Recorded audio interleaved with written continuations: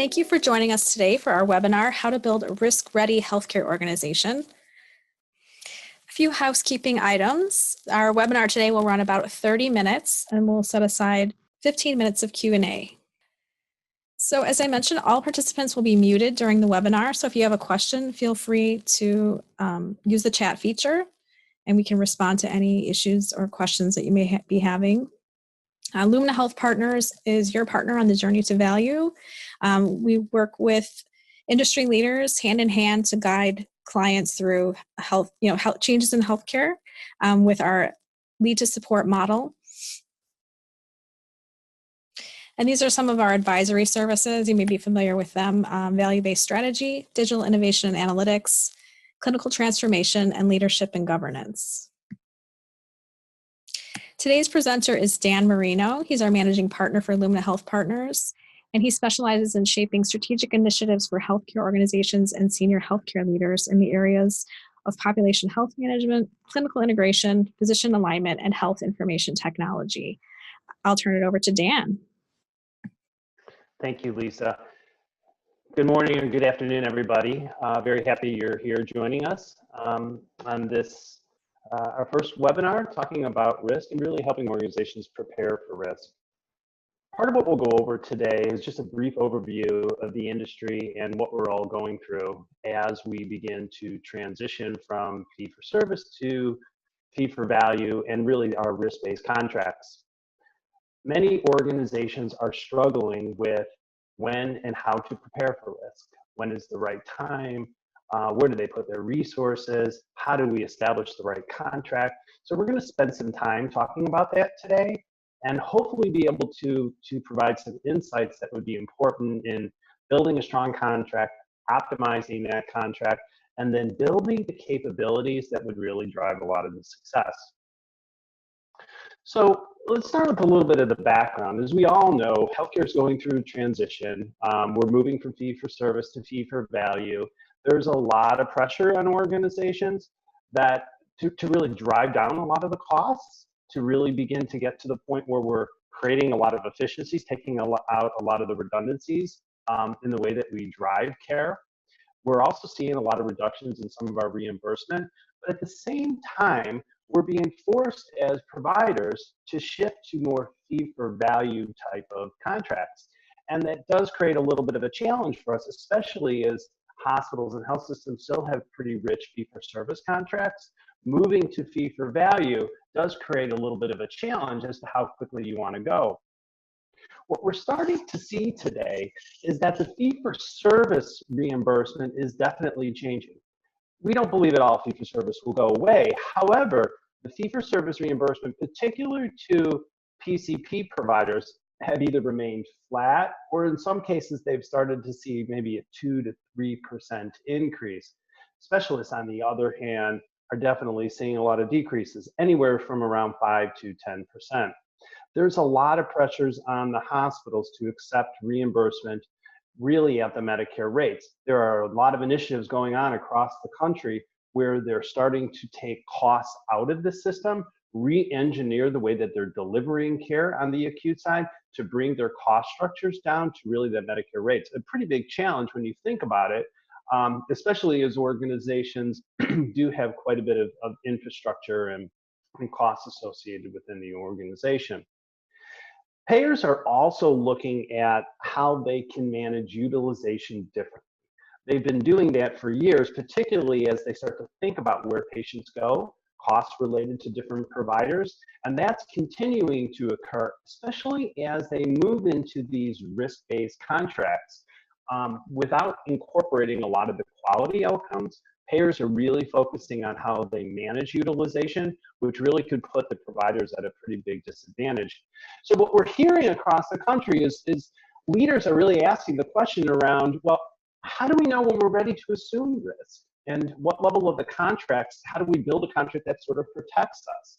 How do we efficiently manage utilization and shifts in utilization without compromising our financial performance, without restricting the amount of care that we give to patients, and still being able to provide a great service to the patients that we care about within our communities?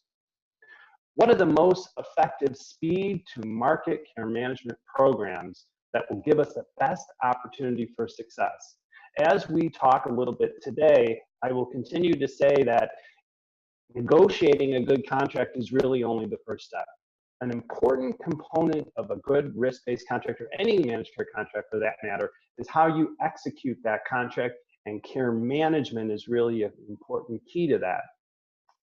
So, in essence, some of the other questions we're hearing is, how do care managers, how do they become aware to really impact the work that we're doing and provide the right level of value so that we can influence our outcomes and manage our costs? Data, on the other hand, is also a big challenge for many organizations. Many organizations have a lot of data. That's not what the issue is. What the issue is really is how they take that data and translate that data into information to create insights, so then they can create true actions out of it and hopefully improve their performance. And then lastly, some of the questions that organization leaders are asking is, how do you align the right incentives? The incentives with the physicians, with the hospitals, with the payers, with the patients. At the end of the day, if we're assuming risk, then we all have to be on the same page.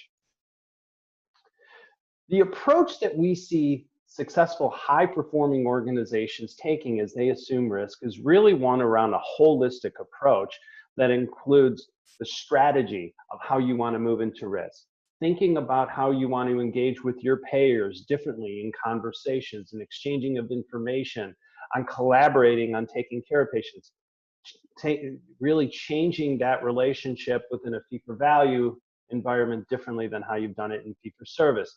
The technology plan becomes critical. Not to mention that it's expensive. It takes time to understand how you want to put in place the right technical capabilities that's going to drive to the success. Population health management capabilities also take some time to be able to incorporate, and as well are very expensive, and not to mention the data. So as organizations are thinking about building the strategy, really where they want to go, how you get there are the operational capabilities that you build within your organization.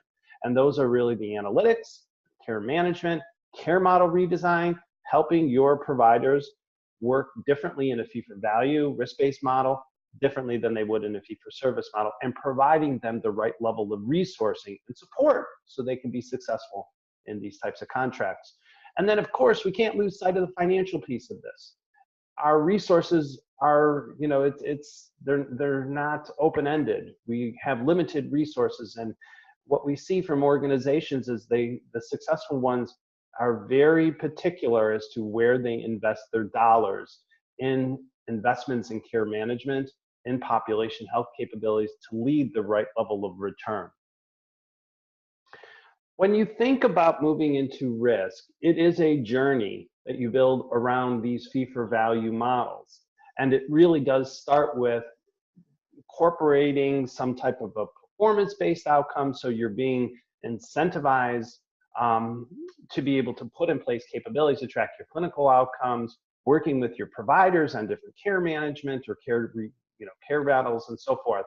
And as you become more proficient in tracking your outcomes, taking care of patients differently, building the right level of capabilities, you're then move into a position where you're able to maybe share in additional savings with the payers, or in some cases move into that risk-based contract. But it has to be a journey. You can't be expected to just, within this next year, assume a risk-based contract. There are key aspects that become really important that drive the success of a contract. One, it's the scale and geographic reach. Patients will want to continue to have the choice of seeing that the provider that they want to see, seeing the specialist that they want to see. It's important that you have a large enough geographic reach so you can manage the patients within the network. Your opportunity to manage the patients within your network gives you the best opportunity to influence the quality outcomes, but really be able to control that cost. And it really is dependent upon how engaged your providers are, your ability to create the right referral structures and incorporate other providers such as long-term care providers, and really work together to make sure that patients are transitioned appropriately all the way through the continuum of care. that financial decision support that you put in place helps you with your decision making, but the analytics are really key. If you incorporate all of those elements into the foundation of any type of a risk model, then you're in a position where you can start to negotiate some real good contracts. It's a balance that you want to create between the clinical outcomes and the financial performance. Back in the early days when HMOs were really proficient, we focused a lot on cost containment, on utilization management. There wasn't a lot of focus on quality outcomes. So in essence, patients got very frustrated because the quality of care went down, even though we did a good job of managing costs. We have to incorporate both as an industry. We have to focus on improving the quality outcomes, and if we do that well, we will start to reduce some of the cost structures as well too.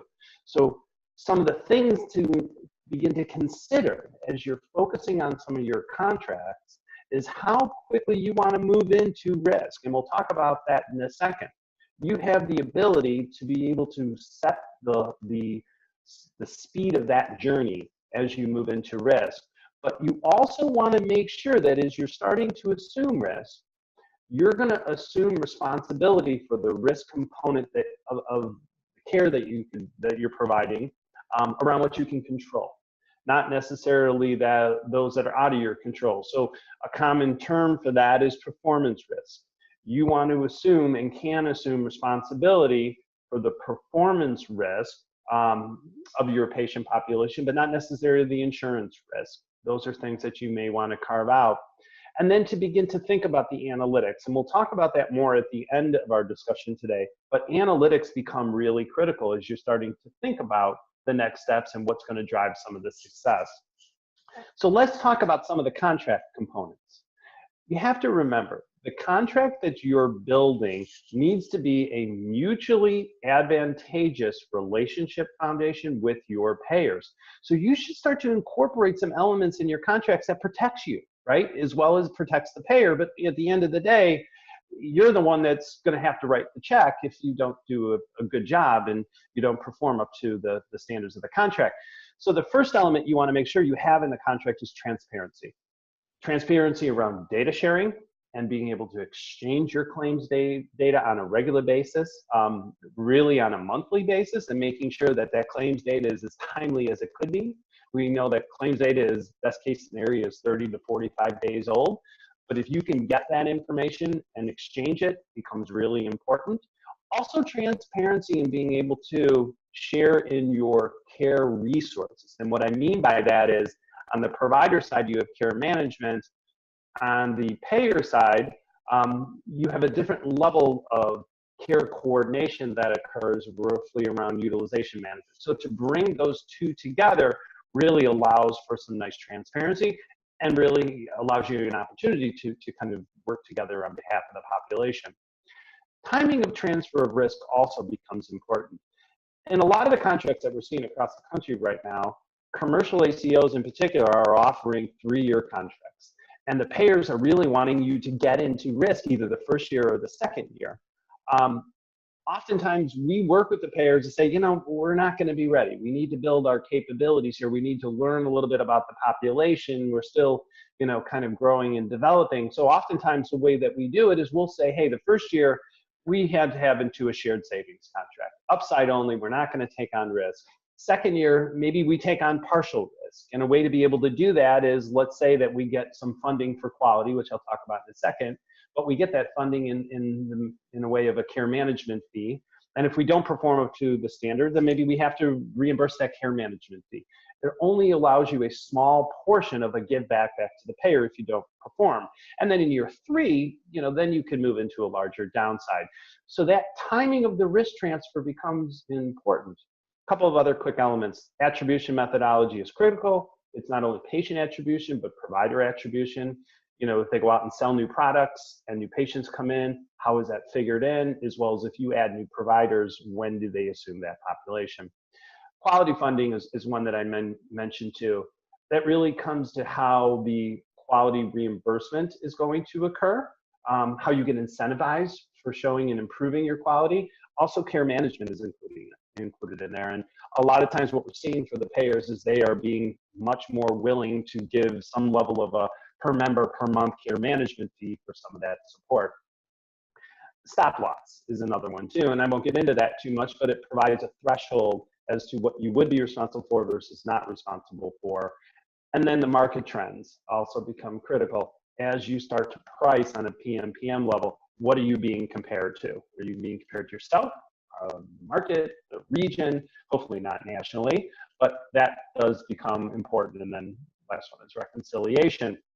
So once you get the contract, really that's where the work begins. And you want to begin to think about that as the journey into being a high performer in the care that you're being delivered, high performer in analytics and the information insights that you are providing, a high performer in supporting your physicians. And that probably is the number one thing that is ultimately important and drives the success of these contracts. Particularly as you start to incorporate care management, we cannot ask our providers to do any more, particularly family practice. They're already seeing 25 to 30 to 35 patients a day. They can't be asked to do more. We have to provide the infrastructure and give them the tools and the resources to help them be successful. It's a journey to high performance. So it really does start with understanding where you want to go as a vision, and we'll talk about that in a second, how that can help you with that. But more importantly, then how you start to build capabilities around care management, care model redesign, action-oriented analytics to help drive a lot of the outcomes. An approach that we use, and we've seen with high-performing organizations, is an approach we call a vision-backed approach in helping to drive success. And it really understands where you want to be, where's the vision, and then drawing the link between where you currently are now and where you want to go at some point down the road. And I would encourage folks to begin to think through some of these steps. So part of what we begin to think about then is defining specific proof of concepts that would then be driven off of a problem statement, information that would be important, data that's critical, and maybe the other capabilities like care model redesign that would be critical. But what it allows you then to do is create a blueprint that drives into action. And it allows you then to start to measure and be very laser focused as to what the success elements are in support of that particular point of the contract.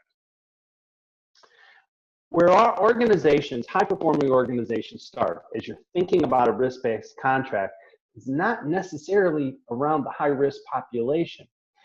That's where initially, if you're working through shared savings, you're going to be able to see some results fairly quick. But let's face it, this is the sick of the sick, and they need the care. So your opportunity to reduce or manage the cost is really going to come in the way of reducing your redundancies. It's not going to be around restricting care. Your rising risk population is really where you want to focus in on as you start to think about maximizing your opportunities in a risk-based contract. And that really comes down to understanding what makes up the rising risk population. For instance, the number of condition categories that may drive a high risk or high cohort of the rising risk population, patients that are unmanaged, areas around cost containment, or even around where they're getting their care provided around different cost of care models. All of that becomes critical as to how you think about managing that high risk population, and it should feed directly into your approach around care management. When you think about care management, it's really around managing the care in 4 categories, right? We talked about the high risk population. You need to ensure that you're providing the right level of support to those patients who are considered high risk, because frankly, they need the help. And you will provide more efficiency in the care that's being delivered. And when you think about the cost model, that does become important. So the efficiency of the care that's being provided will help you maintain a certain cost level. But as you think about the high risk, it's really defining those patients that are within the complex care, and also those that have multiple disease conditions. Because a lot of times, if you're not managing those patients appropriately, that's where they have an opportunity then to say, have readmissions or additional, let's say, admissions to the emergency room, or it impacts your readmission rate, or a number of categories, transitions in care, if you will, from the acute to the ambulatory environment. So being able to think about not only the individuals, or let's say the categories that make up those complex care patients or disease, the multiple cohorts or disease conditions within the cohorts of disease management, but how then you're creating the program to help influence that care that's being delivered is a critical component of success. The data, though, is really what is going to help you define some of those decisions. The data has to be structured in a way that provides key, usable, action-oriented information. We've often said that, if you're creating a report and you can't create action off of that report, is the report really worth anything? And particularly as you're giving information to your physicians, helping them to understand where they need to start and how they need to influence the care, taking that data, driving good information, driving actionable insights out of it creates wisdom out of your providers. And that really does become important. And I'll tell you, it's not a real heavy lift to get there. Most organizations really struggle with, well, where do they start on building their analytic capability? And it really does start with understanding your claims data and what's occurring with your population. As you think about the claims data provides you answers to what's going on with the patient. It doesn't necessarily tell you the why. The why comes from the clinical data, but understanding what's going on with the patient is a first step in being able to customize and put forth some interventions to be able to influence some of those outcomes. Providers in general are been kind of at a disadvantage when you start to think about analytics. Payers in particular have done a phenomenal job with understanding activities around the claims data and really understanding some of the outcomes related to utilization, what the providers are doing or not doing, different care settings, that sort of thing. So, as organizations start to improve, as provider organizations start to kind of build their strategies around analytics, the key to consider is taking that knowledge of the claims data, but layering on top of that the clinical data. And if you're able to do that, you're able to say answer the question of not only what's going on, but why it's going on. And it puts you in a really good position to be very proactive in your decision making, and in particular, create actionable outcomes related to how you want to take care of some of these patients. What we often see as a necessary, let's say, ingredient in managing risk is how you start to think about the data, retrospective versus transactional or even prospective. Retrospective data is really that claims data, right? So it sort of tells you what's happening in the past. That's important because that gives you an idea of really where you want to go. But the transactional data is what really allows your providers the ability to really influence the care, at the point of care and really influence what goes on with those patients. So within the analytics strategies, kind of thinking back to that holistic approach, need to think through how we take that analytics, that claims data, and create some actionable insights out of it, but layering on top the clinical data. And it doesn't, again, have to be a very heavy lift. You don't need to aggregate all your clinical data. You really need to start out with just the data that's going to support those key clinical measures. So we often get asked, well, where do you start on building some of the capabilities of analytics to support risk-based contracts? And first, it really starts with understanding what goes into the PMPM cost of care model. And what you can influence in that model and what is really out of your control, and being able to understand how it impacts the population and your providers becomes really important. Other things to consider are around the number of members that are made up of, within the data, and how kindly you get it, and really the richness of the data as well too. It's a multi-generation plan of analytics in support of risk-based contracts. And it's critical as you start to think about that multi-generational plan. This is what gets you, kind of prepares organizations for what we call risk responsibility and really transitioning from fee-for-service to fee-for-value. And it really is around establishing governance, how you're interpreting the data, how you are incorporating multiple aspects of data sources, but then really how you want to use that data becomes really important. We can't forget the revenue cycle when we think about risk-based contracts. The revenue cycle is critical.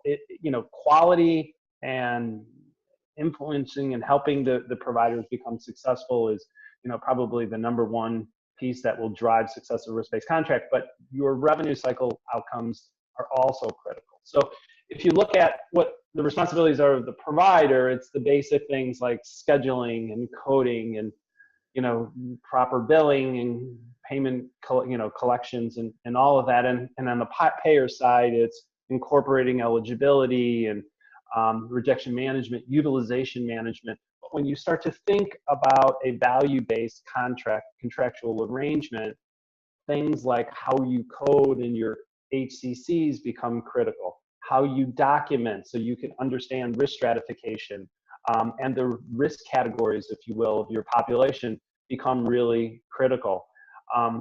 Oftentimes what we start to see are organizations put in programs around annual wellness visits. It is probably one of those programs that I think are one of those that are underrepresented in terms of the impact that it provides to understanding the risk of a population, influencing what occurs with that population.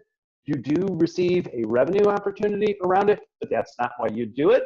You do it so you can get the patients in to see the provider. You can document what's occurring, especially those patients who have multiple disease conditions, and it provides a tremendous outcome for you to really work with the payers on getting closer to what that true risk score is of the population that you're managing. Oops.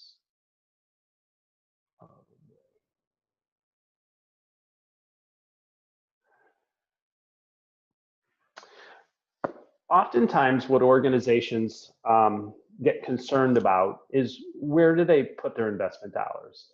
I have the opportunity to work with a lot of CFOs across the country, and population health in particular really scares them. They see that as a never-ending black box of financial investments, if you will. So what becomes important is to really begin to think about where you place your dollars. And as you start to invest in those capabilities of population health, what are you expecting to receive as a potential return on that investment? And in particular, when you manage risk, this really becomes important.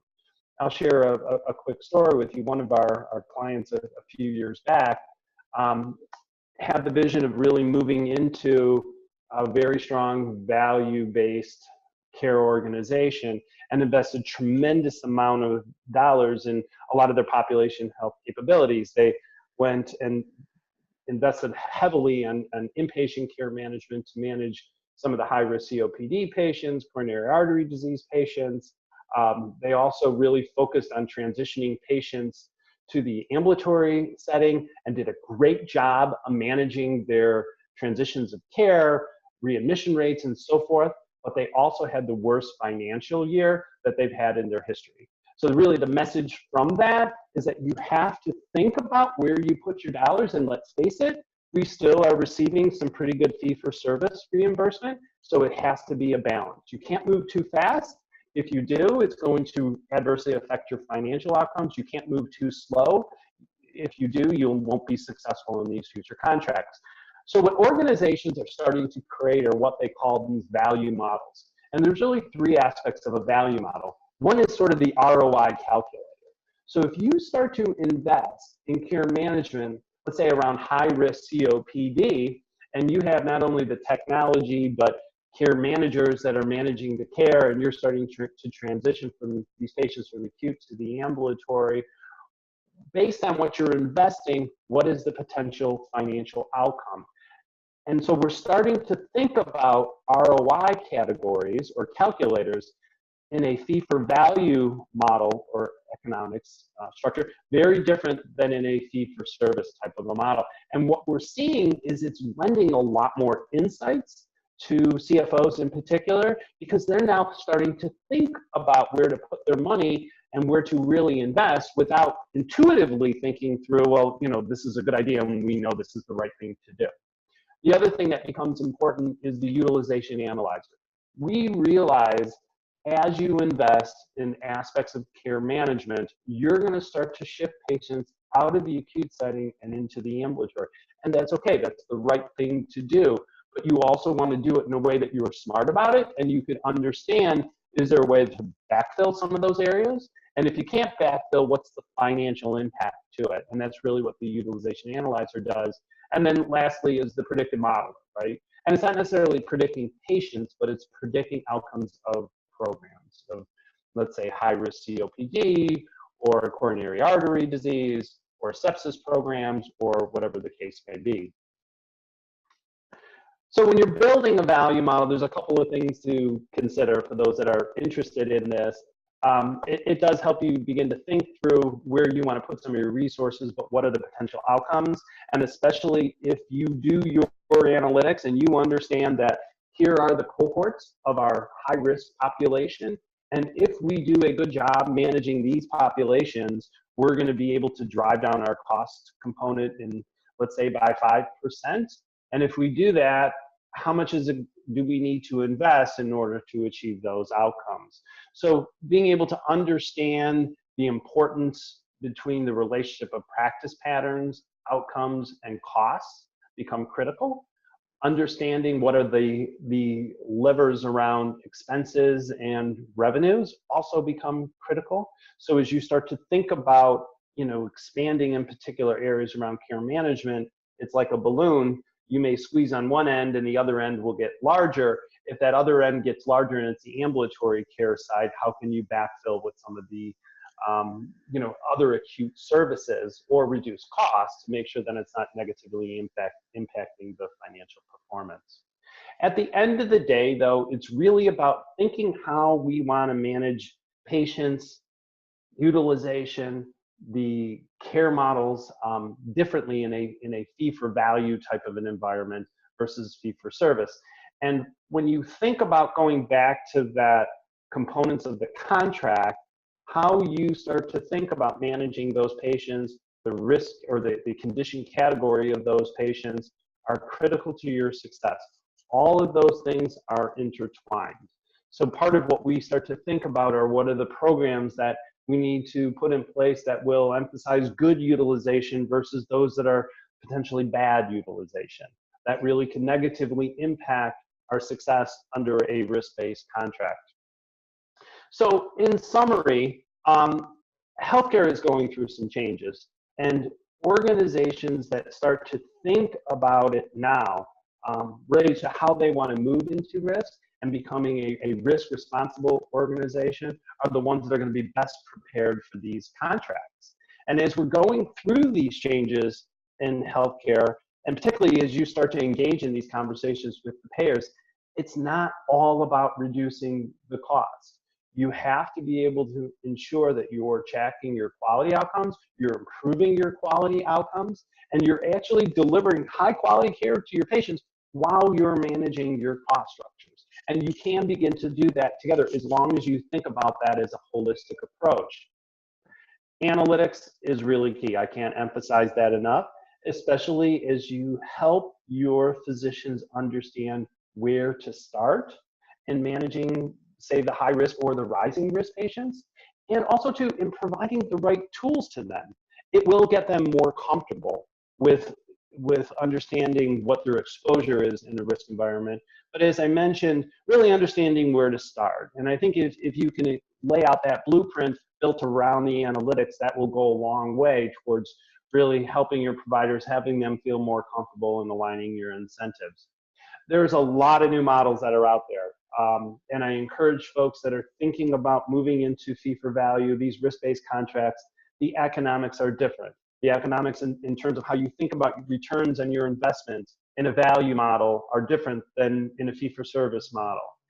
How you think about the revenue cycle and your coding and your encounter services like annual wellness exams and so forth are slightly different in a fee-for-value versus a fee-for-service environment. So we really do want to make sure that our financial decision support evolves as our contracting evolves, as our capabilities are evolving to a fee-for-value type of an environment.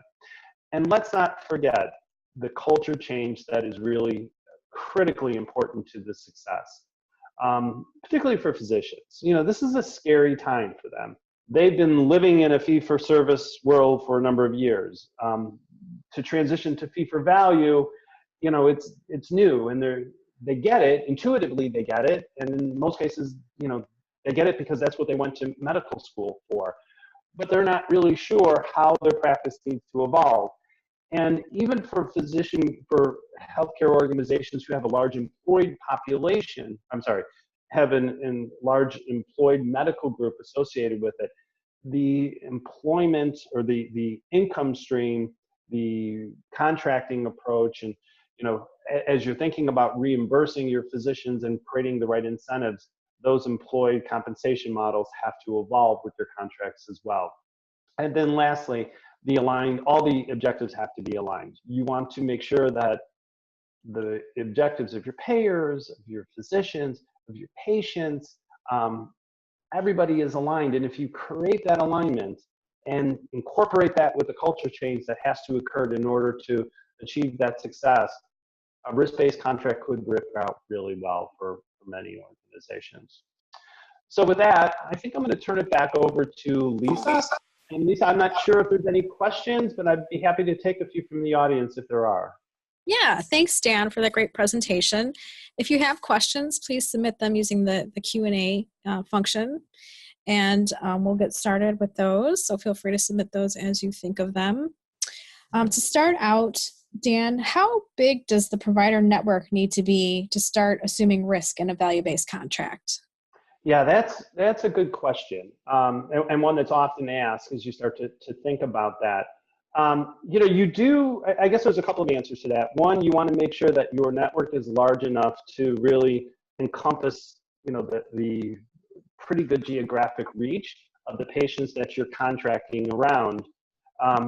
You know, if you have, for a particular, let's say, group of patients or cohort of the population, if 30% of those patients are going and getting their care elsewhere, that will really limit your ability then to be successful in the contract.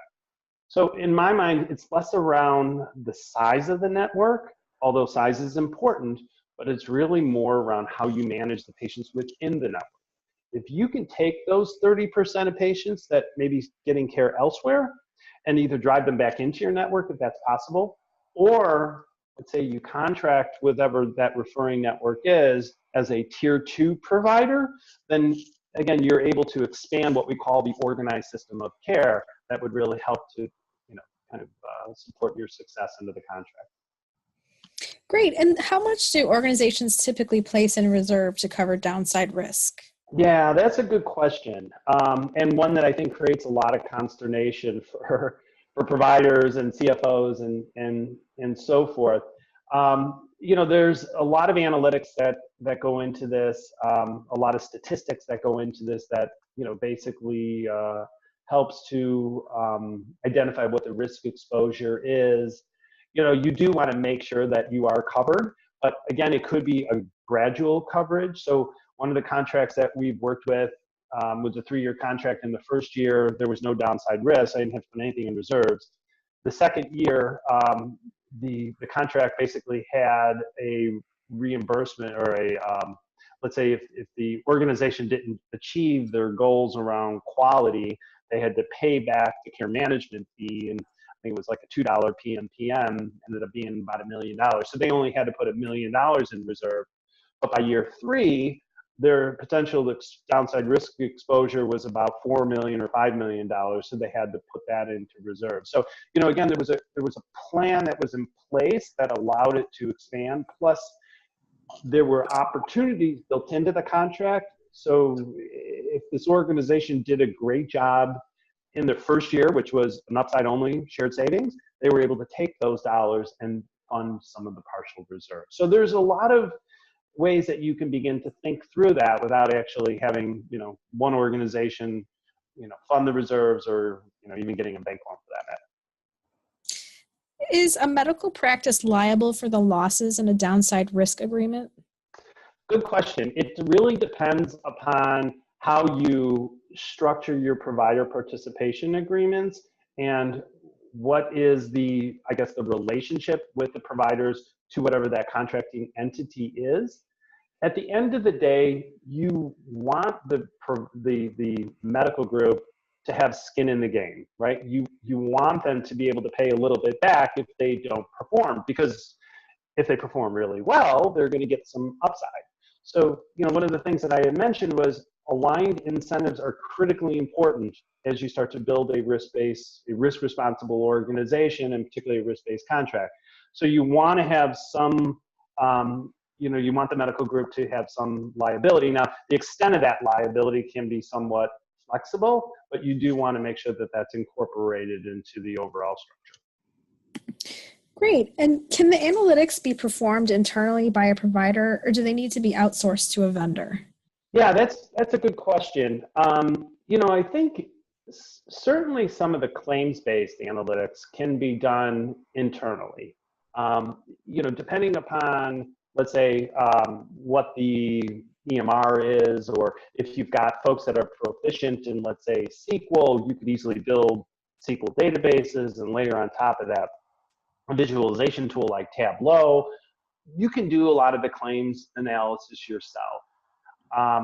Once you get to the point where you're taking the claims data and you're combining that with the clinical data and maybe layering on financial data, some of the more advanced analytic activities, you may want to have a vendor that will support you in that. But at the end of the day, you want to make sure that the vendor is supporting where you want to go as an organization around your capabilities and your outcomes. You never want to build a strategy around the analytics tool or the analytics vendor. And what would you say is the most important piece of advice when negotiating a risk-based contract?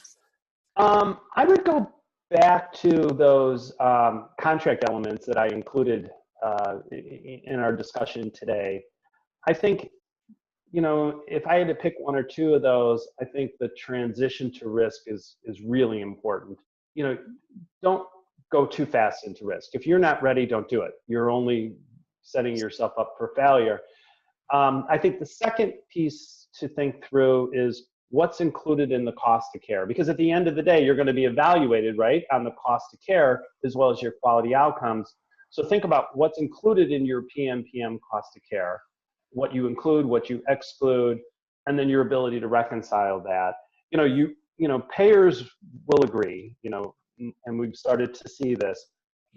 You want to create a win-win situation, and they're going to help you succeed in that, because then at the end of the day, it really only helps them as well. So you want to make sure what you're contracting for are elements that you can control, that you can be successful around, that will help to lead to the overall success for the payer and the provider. So, I think those are probably the two main things that I would probably say.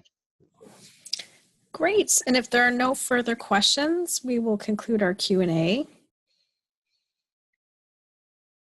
And I think that's all we have, Dan. Great. Well, on behalf of Lumina, I really want to thank everybody for their time today. Hopefully you found the information helpful. Good luck as you transition into risk. Lisa will be sending out the presentation, and why don't I toss it back over to you, Lisa, to close us out. Sure. Yeah. Can you just switch to the next slide, and I'll go over the. Certainly. This is how you can get in touch with us. Visit our website at luminahp.com. We're also on Twitter at luminahp, and you can follow our company page at Lumina Health Partners, and we also have a Lumina YouTube channel at Lumina Health Partners. So we appreciate you joining us today, and hope that you'll get in touch with us if you have any questions, and also sign up on our website to receive our insights that we publish on a weekly basis, and you'll receive tons of information from our consultants that may be of service to you as you make your journey to value-based care. Thanks again for joining us, and this concludes our webinar today.